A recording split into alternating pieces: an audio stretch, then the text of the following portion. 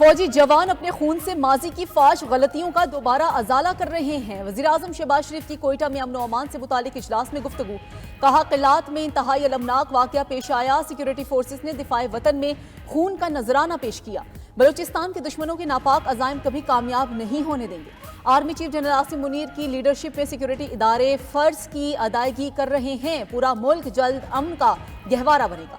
इत्तफाक और इत्तेहाद के साथ चैलेंज का मुकाबला करना है। अमन कायम कर लें तो फिर सियासत भी होगी और सियासी मैदान भी सजेंगे। वज़ीर-ए-आज़म शहबाज शरीफ की CMH कोयटा जाकर जख्मी जवानों से भी मुलाकात। कहा, आपसे कौम के हीरो हैं। मुझ समेत पूरी कौम को आप और आपके अहले खाना पर फख्र है।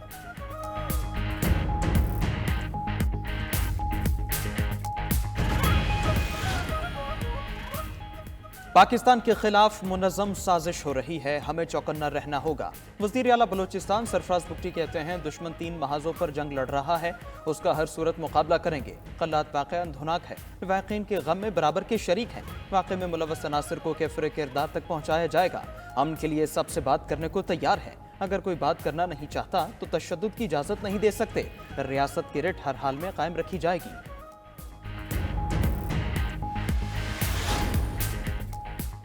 बानी PTI ने आर्मी चीफ को बतौर साबिक वज़ीर-ए-आज़म खत लिखा। सिपा सालार से पॉलिसीज पर नजर सानी का कहा है। चेयरमैन PTI बैरिस्टर गौहर की मीडिया से गुफ्तगू। कहा, बानी PTI ने खत में लिखा कि अफवाज पाकिस्तान ने बेशुमार कुर्बानियां दी हैं। फौज हमारी है, आवाम फौज के साथ खड़ी है। बानी PTI का खत PTI का पॉलिसी शिफ्ट नहीं है। अलीमा खान बोली, हमारी फौज मुल्क की रीढ़ की हड्डी है, हमें अपनी फौज को मजबूत देखना है।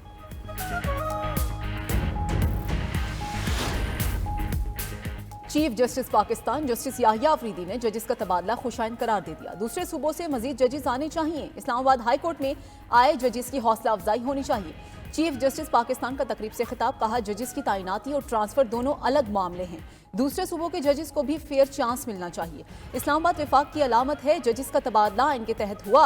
आर्टिकल 200 के तहत ये अच्छा इकदाम है। इस्लामाबाद हाई कोर्ट किसी एक खास की नहीं, पूरे पाकिस्तान की है। जजेस को चाहिए इस इकदाम को सराहें। मजीद कहा कि हमें सुप्रीम कोर्ट में मजीद जजेस की जरूरत है।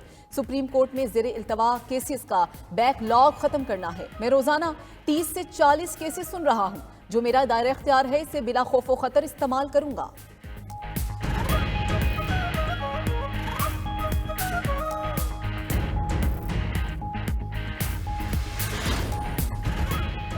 इस्लामाबाद हाईकोर्ट में तैनात होने वाले 3 नए जजेस ने काम का आगाज कर दिया। इस्लामाबाद हाईकोर्ट में जस्टिस सरफराज डोगर ने 3 केसेस की समाअत की। जस्टिस सरफराज डोगर और जस्टिस खादिम हुसैन सोमरो की अदालत में सिर्फ लॉ अफसर पेश हुए।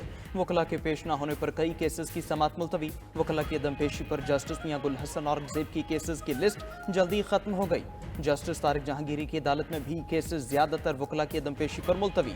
जस्टिस बाबर सत्तार की अदालत में हड़ताल के बावजूद कुछ वकला पेश हुए। जस्टिस इनाम अमीन मिनहास और जस्टिस आजम खान की अदालत में भी वकला पेश हुए।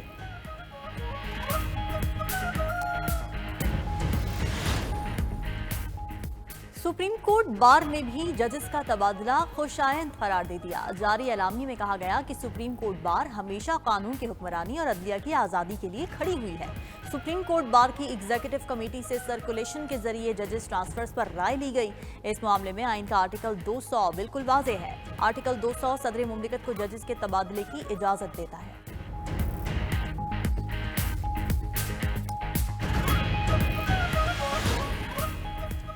सिंध असम्बली ने ज़राई इनकम टैक्स बिल 2025 इत्तफाक़ राय से मंजूर कर लिया। बिल के तहत 15 करोड़ रुपए तक ज़राई आमदन को इनकम टैक्स से इस्तिस्ना होगा। 20 करोड़ रुपए तक ज़राई आमदन पर 1% टैक्स लगेगा। 25 करोड़ रुपए तक ज़राई आमदन पर 2% टैक्स होगा।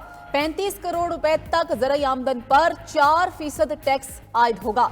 50 करोड़ रुपए से ज्यादा ज़राई आमदन पर 10% टैक्स लगेगा। वज़ीर आला मुराद अली शाह ने कहा कि ज़राई टैक्स लगाने पर खुश नहीं। हमें कहा गया है कि ये टैक्स ना लगाया तो IMF नहीं आएगा। हमने कहा था कि टैक्स 15% से डायरेक्ट 45% पर ना लेकर जाएं। FBR अपनी नाकामी छुपाने के लिए ज़राई शोबे को टारगेट कर रहा है। सूबाई वजीर सईद गनी बोले कि ज़राई टैक्स 30 साल से लगा हुआ है। ये तासुर गलत है कि ज़राअत पर पहले टैक्स नहीं था। MQM ने ज़राई इनकम टैक्स बिल की हिमायत की। अली खुर्शीदी का कहना था कि ज़राई इनकम टैक्स मजबूरी नहीं, ज़रूरी है। हम 40 साल से ज़रूरी टैक्स की बात कर रहे हैं, हमारी बात नहीं मानी, IMF की मान ली। मरियम नवाज की मेहनत से पंजाब में बेहतरी नजर आ रही है, अवाम की मुश्किलात में कमी आ रही है। सदर मुस्लिम लीग नून नवाज शरीफ की पंजाब असेंबली के अरकान से मुलाकात में गुफ्तगू, कहा आप सब मेरी ताकत और इज्जत हैं। वजीर आला पंजाब मरियम नवाज बोली, हमारी कारकर्दगी पर सबसे बड़ा चेक अवाम और नवाज शरीफ है। पंजाब वाहिद सूबा है जहां रोटी 12 से 14 रुपए में मिल रही है। वजीर आला मरियम नवाज की रावलपिंडी रिंग रोड दिसंबर तक मुकम्मल करने की हिदायत। रावलपिंडी और गुजरावाला डिवीजन के तरक्याती मंसूबे बर वक्त मुकम्मल करने की भी हिदायत कर दी। इस मौके पर अरकान असेंबली ने कहा, मरियम नवाज ने नवाज शरीफ और शहबाज शरीफ के दौर की याद ताज़ा कर दी है।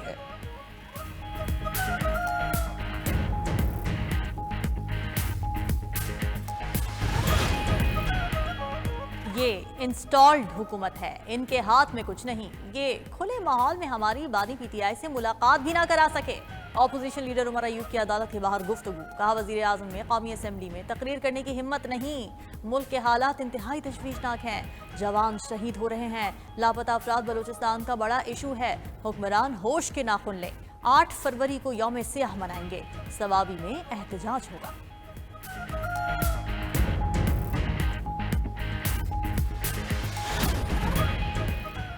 हमारे सामने सवाल यह है कि आर्मी एक्ट का इतलाक किस पर होगा। 21वीं तरमीम में सियासी जुमात को बाहर रखा गया था।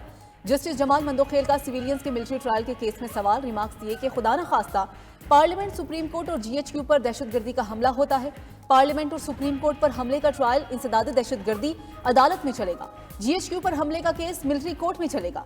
मेरी नज़र में तीनों हमले एक जैसे ही हैं, तो तफरीक क्यों और कैसे की जाती है। वकील ख्वाजा अहमद हुसैन ने दलाइल में कहा कि अदालत ऐसा दरवाजा न खोले जिससे सिविलियंस का मिलिट्री कोर्ट्स में ट्रायल हो।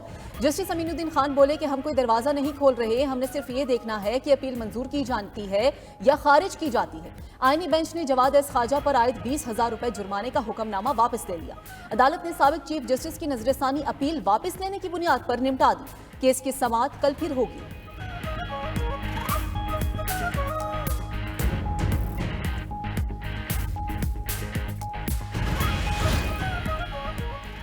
सहाफियों के एहतजाज पर हुकूमत ने पीका एक्ट में तरमीम का इंदिया दे दिया। वफाकी वज़ीर इत्तलात अता तारड़ का लाहौर में तकरीब से खिताब, कहा मुशावरत से पीका एक्ट में तरमीम लाई जा सकती है। बताया जाए तरमीम की किस शक पर एतराज़ है। पीका एक्ट सिर्फ डिजिटल मीडिया को कंट्रोल करने के लिए लाया गया। मुल्क में डिजिटल मीडिया को कंट्रोल करने के लिए कोई कानून नहीं था। डिजिटल मीडिया पर दिन रात खवातीन की हैरासमेंट होती है, क्या इन चीज़ों को देखने के लिए कोई साइबर इदारा है। वज़ीर इत्तलात पंजाब अज़मा बुखारी बोली, मरीम नवाज की हुकूमत 50 से ज़्यादा मनसूबे मुकम्मल कर चुकी है। बाकी हुकूमतों के तर्जमानों का काम सिर्फ पंजाब के मनसूबों में कीड़े निकालना है।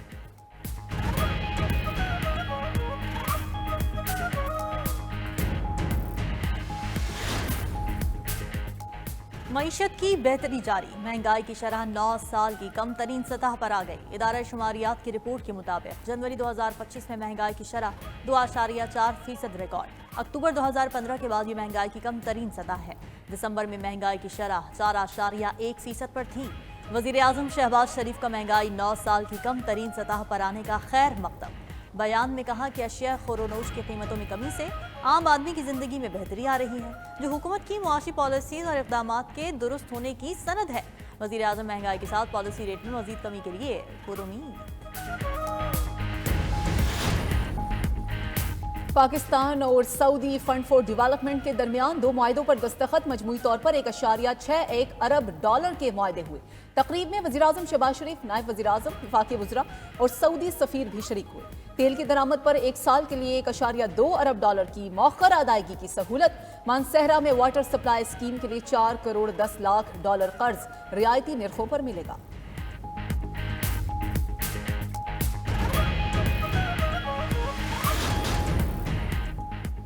मुल्क भर के तालीमी इदारों में ड्रग माफिया के खिलाफ क्रैकडाउन। वफाकी वज़ीर दाखिला और नारकोटिक्स कंट्रोल मोहसिन नकवी की ज़ेर सदारत खुसूसी इजलास। वज़ीर दाखिला ने मुनशियात बेचने वाले अनासिर के खिलाफ सख्त कार्रवाई की हिदायत कर दी।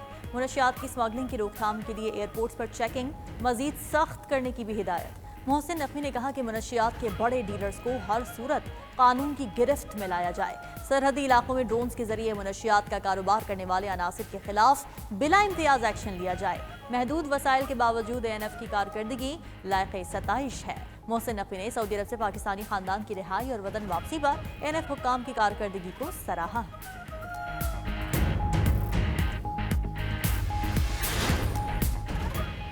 अमेरिका से तिजारती जंग में कनाडा और मेक्सिको ने इत्तेहाद कर लिया। कैनेडियन वज़ीर-ए-आज़म और मेक्सिकन सदर के दरमियान टेलीफोनिक राब्ता।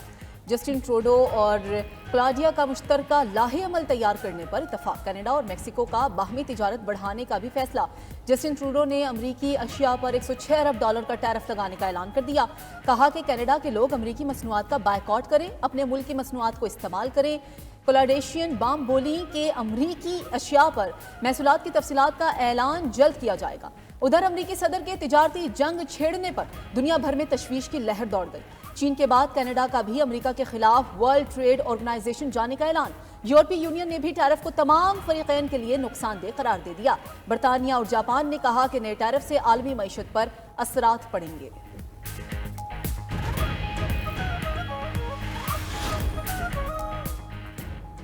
ट्रंप के तिजारती जंग छेड़ने के आलमी मंडियों पर मनफी असरात। कारोबार के दौरान एशियाई स्टॉक मार्केट्स में शदीद मंदी देखी गई। टोक्यो और सियोल की स्टॉक मार्केट में 2% से ज्यादा गिरावट रिकॉर्ड। सिडनी, सिंगापुर और वेलिंगटन में भी शदीद मंदी का रुझान रहा। यूरो गुज़श्ता 2 साल से ज्यादा अरसे की कम तरीन सतह पर आ गया। स्विस फ्रैंक, चीनी युआन और कैनेडियन डॉलर में भी गिरावट रिकॉर्ड। गैर मुल्की मीडिया के मुताबिक अमरीकी सदर के टैरिफ लगाने के बाद डॉलर की कदर में इजाफा हो गया।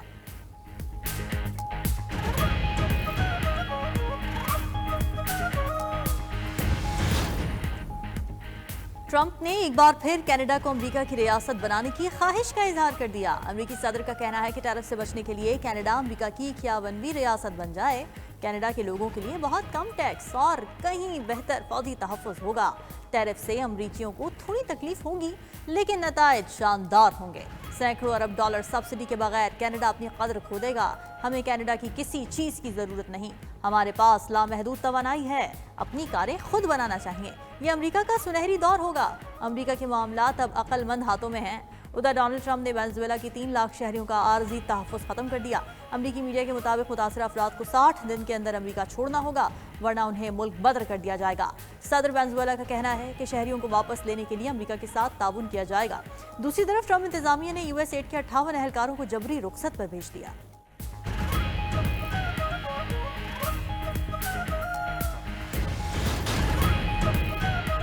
गवर्नर पंजाब सरदार सलीम हैदर से पीपल्स पार्टी रहनुमाओं की मुलाकात। एफबीआर और एलडीए से मुताल्लिका मसाइल से आगाह किया। गवर्नर पंजाब ने कहा कि रियल स्टेट इंडस्ट्री मजबूत होगी तो रेवेन्यू बढ़ेगा और मईशत मजबूत होगी।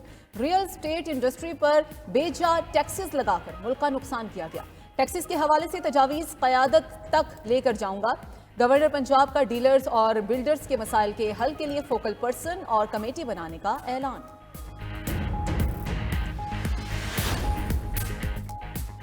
अमेरिका पनामा नहर के कंट्रोल पर चीनी असर और रसूख खत्म करने के लिए मुतहरिक।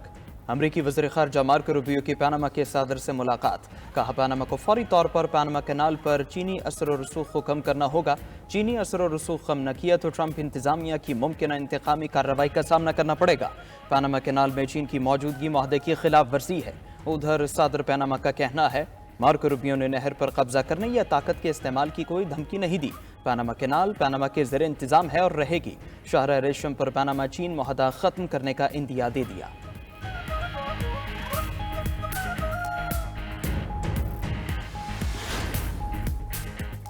गाजा में जंग बंदी के बाद मगरबी किनारे में नस्ल कुशी का अमल तेज। इजरायली फौज ने मगरबी किनारे में एक नौजवान और मामूर शख्स को शहीद कर दिया। जंग बंदी के बाद मगरबी किनारे में अब तक 27 फलस्तीनी शहीद हो चुके हैं। उधर इजरायली फौज ने जनीन कैंप में 23 घरों को धमाके से तबाह कर दिया। जनीन ऑपरेशन में 15,000 फलस्तीनियों को जबरदस्ती बेघर कर दिया गया। इजरायली आबादकारों ने तारीखी कस्बे सलवान के कब्रिस्तान पर भी कब्जा कर लिया। कतरी वज़ीर-ए-आज़म का इजरायल और हमास पर दूसरे मरहले के मुज़ाकिरात पर जोर। कहा दूसरे मरहले के मुज़ाकिरात पहले मरहले के 16वें दिन शुरू होना चाहिए थे।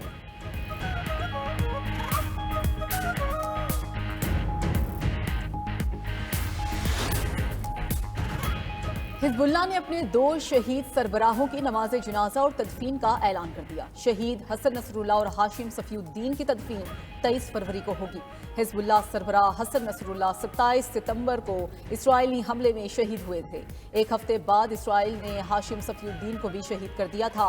हिजबुल्लाह सरबराह नईम कासिम का कहना है कि हसन नसरुल्लाह को बैरूत और हाशिम सफीउद्दीन को कानून में दफन किया जाएगा। इसराइल की तरफ से जनाजे की इजाजत न मिलने पर दोनों की इमानतन तदफीन की गई थी।